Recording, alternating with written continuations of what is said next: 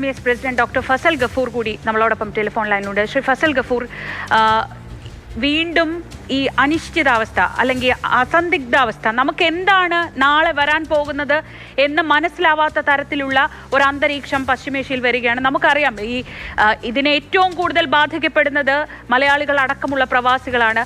ലോകത്തെ സമ്പദ് വ്യവസ്ഥയെ ആകെ ഇത് ബാധിക്കുന്നുണ്ട്. ഏതൊക്കെ തരത്തിൽ ഇതിന്റെ പ്രത്യാഘാതങ്ങൾ ഉണ്ടാവാമെന്ന് നമ്മൾ കണ്ടു കഴിഞ്ഞതാണ്. ഈ സാഹചര്യം ഇത് എത്ര നാൾ ഇങ്ങനെ തുടരും? അത് ആഗോള ക്രമത്തിലുണ്ടാക്കുന്ന പ്രതിസന്ധികൾ എന്തൊക്കെയാണ്? അതിൽ തന്നെ ഒരു കാര്യം പറയാം. ഈ അമേരിക്കൻ സാമ്രാജ്യത്വം എവിടെയൊക്കെ പോയി ഇടപെട്ടിട്ടുണ്ടോ, അത് വിയറ്റ്നാമിലായാലും കൊറിയയിലായാലും അഫ്ഗാനിസ്ഥാനിലായാലും അവിടെയെല്ലാം അവർ തോറ്റ് പിൻവാങ്ങുന്നതായിട്ടാണ് നമ്മൾ കണ്ടിട്ടുള്ളത്.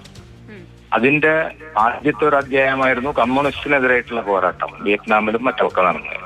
ഇപ്പോ ഇവര് ഇസ്ലാമിക രാജ്യങ്ങൾക്കെതിരായിട്ടാണ് ആ പോരാട്ടം കൊണ്ട് നടക്കുന്നത്.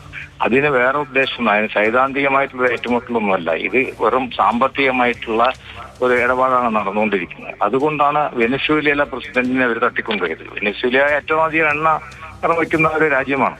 അവിടെ തട്ടിക്കൊണ്ടുപോയി. വേറൊന്നും പറയുന്നത് എന്താ, അവര് പറയുന്നത് ഗ്രീൻലൻഡ് ഡെൻമാർക്കിൻ്റെതായിട്ട് കാലാകാലമായിട്ട് നിന്നിരുന്ന സ്ഥലമാണ് ഗ്രീൻലൻഡ്. ഗ്രീൻലൻഡ് ഞങ്ങൾക്ക് അവകാശപ്പെട്ടതാണെന്ന് പറയുന്നു. അപ്പൊ ഓരോ ദിവസവും എനിക്ക് തോന്നുന്നത്, ഞാനൊരു ന്യൂറോളജിസ്റ്റ് കൂടി എന്നുള്ളതാണ്, എനിക്ക് തോന്നുന്നത് ഇയാൾക്കൊരു ഡിമെൻഷ്യ ബാധിച്ച അൽസൈമേഴ്സ് ഡിസീസുമായിട്ട് ഒരു രോഗം ഈ ട്രംപിനെ ബാധിച്ചിട്ടുണ്ട്. കാരണം ഇന്നലെ പറഞ്ഞ കാര്യം മറക്കുക, ഞങ്ങൾ റീസെന്റ് മെമ്മറി ലോസ് എന്നാണ് അതിനെ പറയുന്നത്, മനസ്സിലായില്ലേ?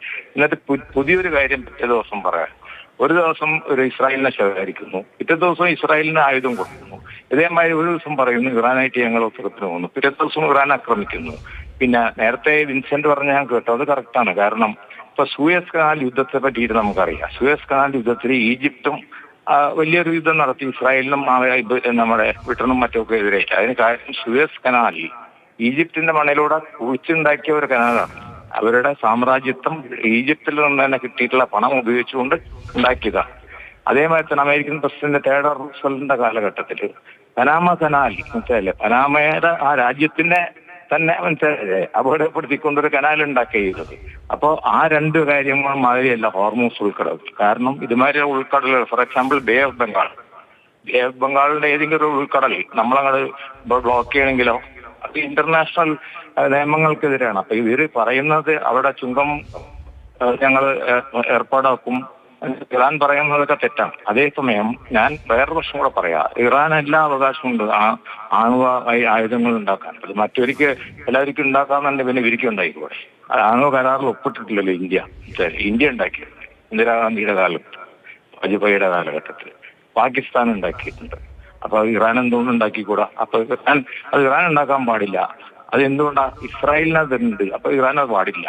അപ്പൊ അത്തരത്തിലുള്ള സമീപനമായിട്ടൊക്കെ പോകുമ്പോൾ ഇറ്റ് വിൽ ബി പ്രൊട്രാക്റ്റഡ് വാർ.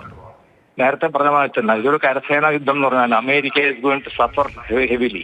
അത് ഇറാഖ് ആക്രമിച്ച മാതിരി അല്ലത്. എന്താ കാര്യം വെച്ചാൽ ഇറാൻ എന്ന് പറഞ്ഞിട്ടുണ്ടെങ്കിൽ അതൊരു മറ്റേ മലകളും മരുഭൂമിയൊക്കെ അടങ്ങിയിട്ടുള്ള ഒരു സ്ഥലമാണ്. ഈ മലയിടുക്കുകളുടെ ഉള്ളിലൊക്കെയാണ് ഇവർ കൊണ്ടുപോയിട്ട് ബോംബും കാര്യങ്ങളും നമ്മുടെ ആറ്റം ബോംബ് വരെ വെച്ചിരിക്കുന്നത് അവിടെയാണെന്നാണല്ലോ പറയുന്നത്, യുറാനിയൊക്കെ കൊണ്ടുവച്ചിരിക്കുന്നത്.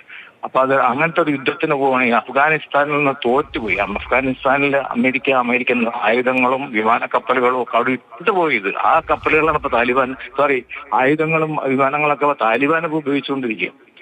അതേ താലിബാനായിട്ട് ഇന്ത്യ കരാറുണ്ടാക്കിയിരിക്കുക. അപ്പോ ഇനി അടുത്ത വരാം, റഷ്യ പോയിട്ട് യുക്രൈനിൽ ആക്രമിച്ചല്ലോ. എത്ര കൊല്ലം ഇപ്പൊ അവിടെ കിടക്കുന്ന കാര്യങ്ങൾ നമുക്ക് ബോറടിച്ചു തുടങ്ങി. ആ ന്യൂസ് വായിച്ചിട്ടുണ്ട്. ഇന്ന് കീവിൽ ബോംബിടുന്നു, അല്ലെങ്കിൽ അവിടെ തിരിച്ച് മോസ്കോയിൽ ഇവര് ഡ്രോൺ ആക്രമണം നടത്തുന്നു.